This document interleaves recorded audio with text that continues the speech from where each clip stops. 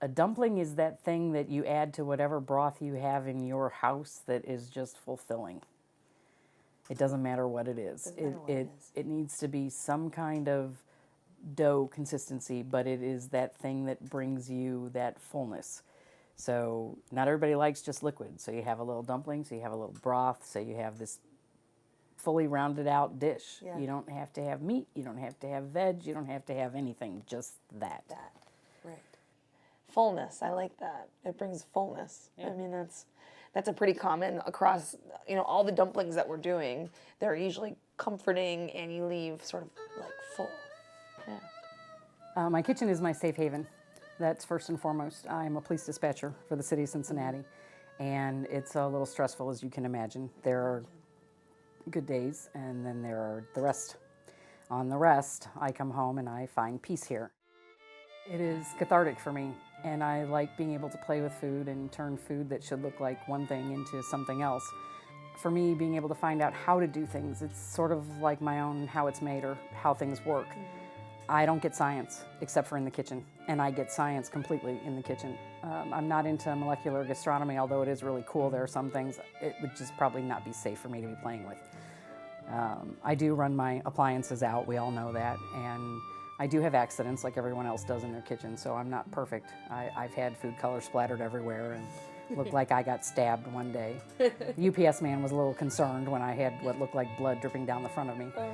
But things happen, and you go on, and I'm not always content with how things look, but they still taste great, so you try again the next time. Especially when it comes to food, you have to try it twice. The first time to see if you like it, the second time to make sure that you don't, because everybody cooks different. They look at food different, they taste different, things smell different. There's not two people in the world who taste the same flavors. But when it comes to Passover, it's a different ballgame. It is what it is. I don't feel I have a choice. It is tradition for me to have the haroset and the fruit compote and the chopped liver and the gefilte fish and the brisket and the matzo ball soup. Everything that we do is about the matzah, and so you try to find new ways to play with old habits. And it can get boring, so when you find a new trick for the matzah, it's always a good thing. There are certain foods you're required by the dietary laws of the holiday, which is 8 days. It started Monday night, and it ends the following Monday. We have the Seder we do.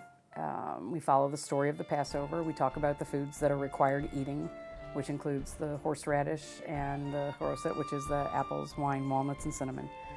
And we eat a lot of matzah. Now, it's not law that you have brisket, but it is law that you have everything that's on the Seder plate. Everything has to be represented. And so you try to put everything that's represented on the Seder plate onto your own plate. So you have the matzah, so you have the matzah balls, and you have the lamb shank, so you might have a roast leg, or you might have, whatever, lamb chops. The egg represents life, and so the egg soup that I make for me, that people are like, that just looks weird. That's a tradition from my family in Louisville. The haroset, which is the apples and wine, that represents the mortar for the bricks that were built the pyramids. The horseradish is for the bitter thyme, and so are the bitter greens. And the salt water represents the tears, and the parsley represents the life and the bittersweet moments of our past. Yeah. That's one of the things I love about the Passover Seder is the symbolism is inherent in the food. It's not like you have a food tradition. The food is the tradition.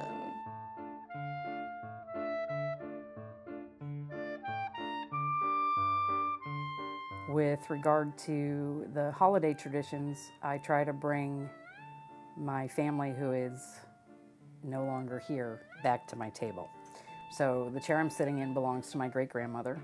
The compote, I'm sorry, I call it compost. I've called it compost since I was a little kid. The fruit compote is an ode to my dad's mother, who's passed. The gefilte fish I make from scratch, which the only people in my family who ever made it from scratch was my Aunt Gertie, which is my mother's aunt. I talk to people at Family Market. They are my family. I talk to people at Kroger's, and they too become my family in a different kind of way. And for me, it's like breathing.